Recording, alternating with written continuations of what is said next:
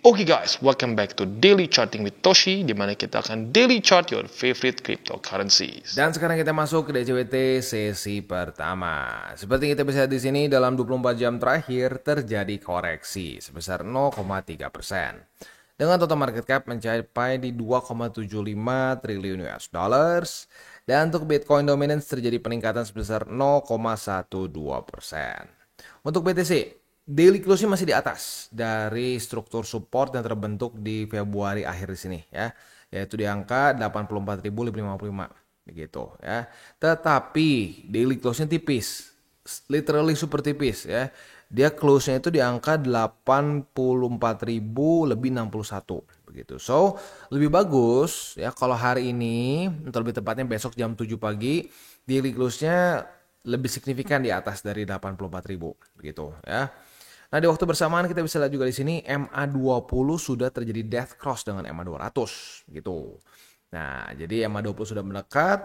Ini ada potensi bisa menjadi resisten yang cukup menyebalkan karena beberapa kali terakhir kali kena di beberapa kali dia reject itu lumayan dalam begitu ya.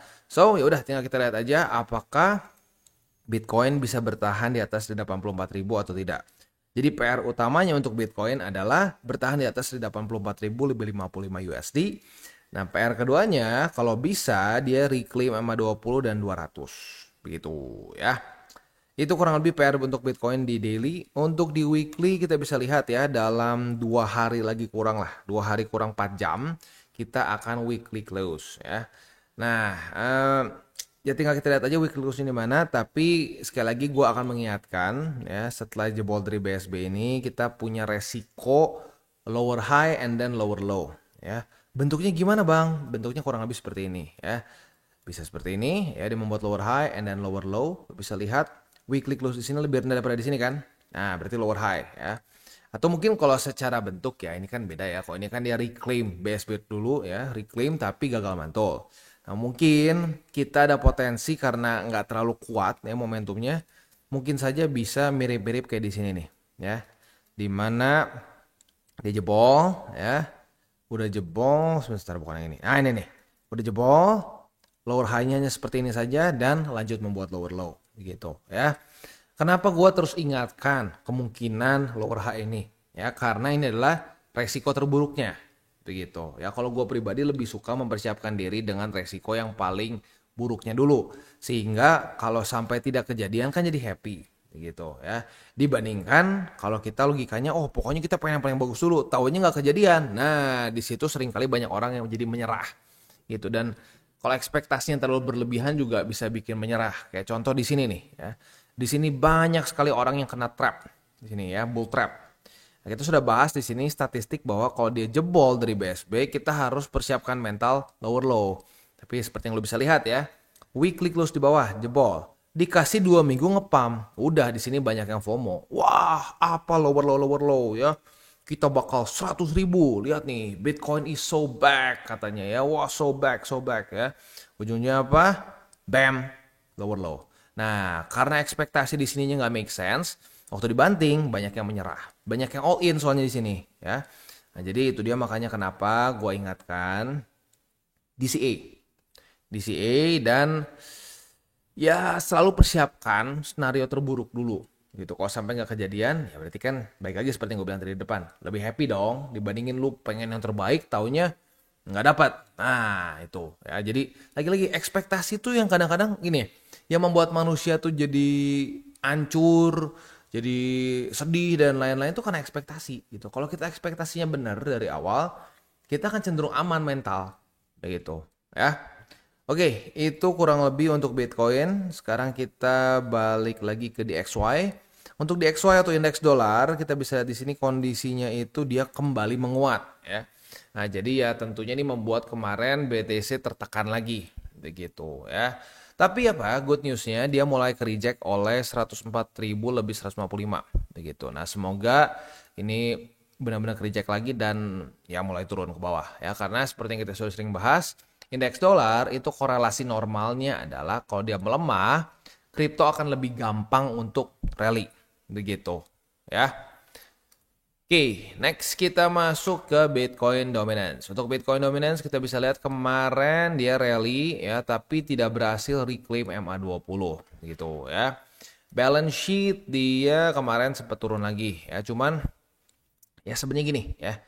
Kita sekarang ekspektasinya juga harus sesuai untuk balance sheet ya. Kita sudah ngedengar bahwa the Fed akan ada rencana tapering untuk QT begitu. Nah, tapering itu bukan berarti QT-nya udah selesai ya. Nggak, tapi itu bisa men-trigger QT-nya berhenti. Begitu. So, ya jangan berpikir bahwa wah, kemarin the Fed sudah ngomong sesuatu nih, udah kita bakal QE. Belum ya. Cuman mulai ada potensi bisa berhenti QT. Nah, kalau berhenti QT itu akan lebih gampang untuk masuk ke QE. Begitu. So, ya udah kita tinggal tunggu saja. Kan mereka bilang sebulan ke depan, berarti ya nanti di bulan April kita lihat apakah mereka akan benar-benar tapering dan apakah tapering ini akan masuk sampai ke berhenti QT-nya. Kalau sampai bisa masuk berhenti QT, nah disitulah kemungkinannya Bitcoin Dominance akan mulai melemah. Begitu.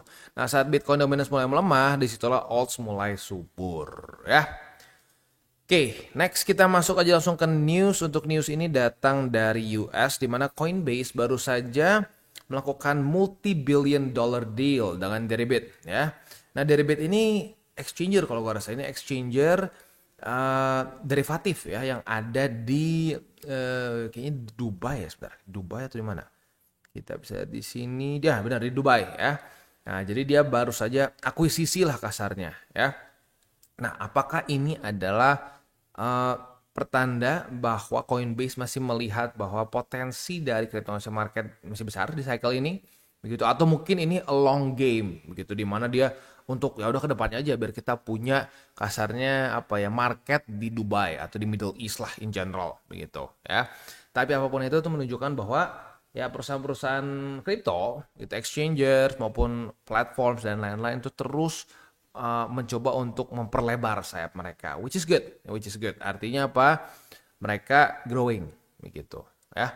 Oke, next kita masuk ke economic calendar. Ini hari Sabtu ya, otomatis sudah nggak ada data penting ya. So untuk hari ini kita bisa lebih fokus ke TA, besok juga ya. Nah, untuk besok kita akan bahas mengenai seminggu ke depan ada apa aja ya. Oke, overall gitu sih ya. Untuk makronya udah beres. Selanjutnya kita tinggal masuk ke buy limit. Tetapi sebelum kita masuk ke buy limit, seperti biasa gue akan disclaimer dulu bahwa semua konten dari TCI bukanlah financial advice. Ini semua bentuknya adalah edukasi ya. Lalu bagaimana cara untuk mendukung TCI? Ada banyak caranya. Lu bisa like our video, bisa share our video, atau juga bisa menggunakan link referral kita di bawah. Nah, sekarang kita akan dengar dulu pesan-pesan dari sponsor kita pada hari ini. Oke, today's video is brought to you by Bybit. Di mana di Bybit ini kita bisa melakukan berbagai macam hal ya, mulai dari yang newbie sampai yang sudah advance. Buat mungkin lo merasa bahwa aduh bang, gue masih nggak ngerti nih TA, gue masih nggak ngerti charting dan seterusnya, tapi pengen akumulasi, pengen DCA murni, bisa lo tinggal masuk ke sini one click buy, di mana lo bisa pilih lo mau pakai apa ya fiatnya, lo tinggal pilih juga asetnya apa ya. Misalkan lo pengen akumulasi BTC, misalkan setiap hari Senin jam 7 pagi, misalkan gue pengen akumulasi BTC sebesar 100 ribu rupiah misalkan ya, lu bisa langsung lakukan di sini. Bisa peer to peer, bisa Dana, Bank BRI dan lain-lain. Ini gila ya, bisa pakai BCA Mobile dan seterusnya. Jadi Bybit ini memang cocok banget buat orang-orang yang tinggal di Indo ya, bisa langsung pakai bank-bank yang memang sudah biasa kita pakai di Indo ya. Nah, buat yang intermediate sampai advance juga di sini ada spot, nah, dan juga ada leverage tokens, dan tentu juga ada derivatives trading, di mana kita bisa menggunakan kontrak yang USDT maupun USDC. Jadi di sini lo bisa pakai USDC ya, karena nggak semua exchanger bisa menerima untuk futuresnya pakai USDC ya. Dan tentu juga lo bisa earning bunga juga dari kripto lo dan lain-lain. Dan tentu juga di sini kita bisa melakukan copy trade ya, di mana copy trade dari Bybit ini sudah cukup terkenal ya, dan kita bisa mendapatkan keuntungan juga. First copy trade kita bisa ada protection 100 USDT loss coverage ya, dan seterusnya ya. Jadi buat lo yang tertarik bisa silakan pakai, klik di link referral kita di bawah. Kita masuk ke Bitcoin. Untuk Bitcoin, retest 1, retest 2 sudah terjadi, berarti kita sudah punya posisi long. Dan kalau kita di sini posisi long kita juga sudah sempat kena target TP ya. Target TP minimal yang konservatif. Yang konservatif berarti sudah profit sebesar ya 0,65%. Gak terlalu gede tapi not bad ya. Buat yang agresif, ini sekarang MA20-nya udah turun. So ya boleh pertimbangkan di EMA 220 lah, lo boleh pilih yang mana gitu ya. Itu kurang lebih untuk setup futuresnya ya. Untuk posisi spot masih ada di angka 84.000 lebih 55, lalu 82.000 lebih 525, dan di 81.000 lebih 65 USD ya. Itu kurang lebih untuk setup di Bitcoin pada hari ini. Next kita geser ke Ethereum. Untuk Ethereum dia belum ada posisi futuresnya, belum ada setup juga karena kemarin belum retest ya. So langsung aja ke spot. Untuk spot ada di angka 1932,7, lalu di 1849,9 ya. Oke, sebelum kita tutup DCWT sesi pertama ini ya, kita dalam kondisi yang sebenarnya mungkin masuk ke dalam masa-masa yang boring, sedikit ada fear-nya lah begitu ya. Banyak orang yang merasa bahwa wah ini bakal lebih rendah lagi, bakal lebih hancur lagi dan seterusnya begitu. Dan udah mulailah keluar beberapa angka-angka yang udah sedikit nggak make sense lah gitu ya. Wah, Bitcoin akan balik lagi ke 10.000, akan balik lagi ke 15.000 ya, dan seterusnya begitu ya. Gini, kita sekali lagi ya, kita boleh aja punya analisa bullish or bearish begitu. Tapi kalau dari bahasa yang gue lihat udah mulai ada yang deterministik nih ya. Jadi kasarnya kayak pasti nih Bitcoin begini dulu ya, pasti turun dulu, lebih dalam lagi, nggak mungkin enggak begitu. Nah hati-hati ya. Gini, kadang-kadang orang mungkin cuma berpikir, ah bang itu kan cuma bahasa aja sedikit lah, kita juga tahu maksudnya nggak pasti, cuman ya kita yang ngomong aja gitu. Ah, enggak ya, dengan lu ngomong pasti harus begini dulu, harus begitu dulu, itu lu secara nggak langsung membuat otak lu berpikir bahwa oh oke, skenario ini nggak mungkin nggak terjadi. Nah itu adalah trigger awal buat lu jadi deterministik dan nggak akan jauh dari all in gitu. Ah nanti aja ya, menurut gua sih lihat aja nih struktur masih lower high ya. Buat apa DCA sekarang? Nanti di otak lu gitu pelan-pelan mikir, ngapain DCA? Nggak efektif. Lu lebih bukan hoki, sorry. Lu bakal lebih mantap ya harga rata-ratanya kalau nanti lu all in di bener-bener bottom. Nah, masanya kita nggak ada yang tahu bottom di mana. Begitu loh ya, tepatnya percisnya di mana kita nggak tahu. Gitu sama seperti yang terjadi di masa-masa ini nih dulu ya.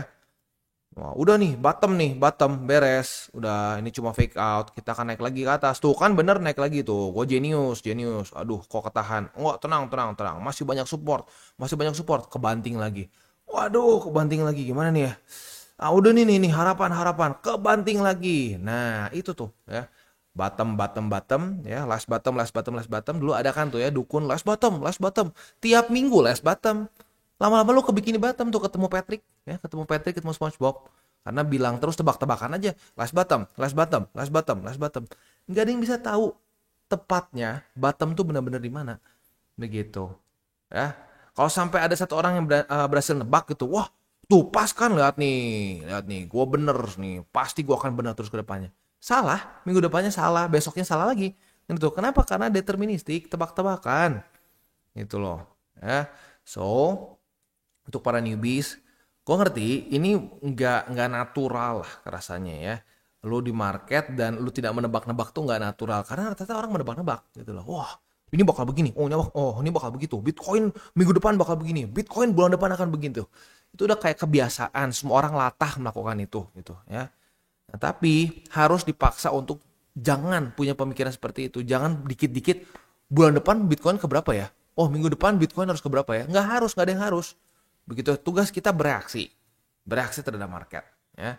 Nah sekarang reaksi dia adalah ya dia cenderung ke reject sama 87.000 ya. Support ya nggak terlalu kuat nih ya, gagal nahan. Ya udah gitu aja ya, ya minimal dua support gagal nahan begitu. Yang sekarang masih nahan di 84.000 ya, tinggal kita lihat ini sekarang duel antara MA20 200 dan dengan 84.000 struktur support. Udah kita lihat siapa yang menang gitu ya. Nggak usah kita tebak-tebakan gitu. Nah, karena kalau kita ngomong tebak-tebakan nih dulu ya. Wah, ini 91.000 nggak akan tembus. Lihat aja nih. Dia udah retest 1, 2, 3, 4, 5. Lihat udah berapa kali nih dapat momentum bearish selalu mantul. Jadi udah pasti yang di sini bakal mantul. Taunya enggak kan? Nah, pas udah jebol lu bingung. Gitu ya, makanya kenapa DCA is key ya, kita nggak akan pernah bisa tahu last bottom tuh di mana. Last bottom itu kayak mythical creature lah begitu. Lu kayak nyari-nyari unicorn begitu ya. Kalau sampai akhirnya lu ketemu wah unicorn, taunya nggak cuma kuda yang mungkin kepalanya nancep apa itu something ya. Jadi ya untuk para newbies, kalau lu masih mencari-cari gitu ya, mencari-cari last bottom ya, mencari-cari dukun yang tahu di mana last bottom, hati-hati. Lu doing a fool's errand begitu ya. Oke, kita tutup dengan 3 golden rules. Jangan pakai uang panas, jangan over leverage, berpikirlah jangka panjang. Dan yang terakhir apa? Salam tabur tuai. Apa yang lo tabur kan lo tuai, jadi taburlah sebanyak mungkin hal baik. Oke guys, jadi itu adalah akhir dari segmen DCWT kita pada hari ini.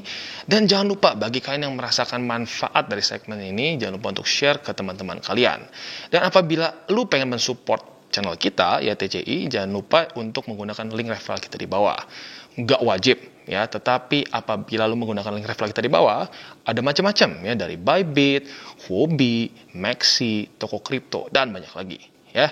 Ya, walaupun nggak wajib, tapi kalau menggunakan link referral kita, lu secara langsung membantu perkembangan dari TCI. Dan satu lagi, jangan lupa juga untuk join Telegram group kita, di mana kita bisa ngobrol-ngobrol santai mengenai dunia cryptocurrency secara 2 arah. So, jangan lupa untuk like, subscribe, click the bell icon, and see you on the next video.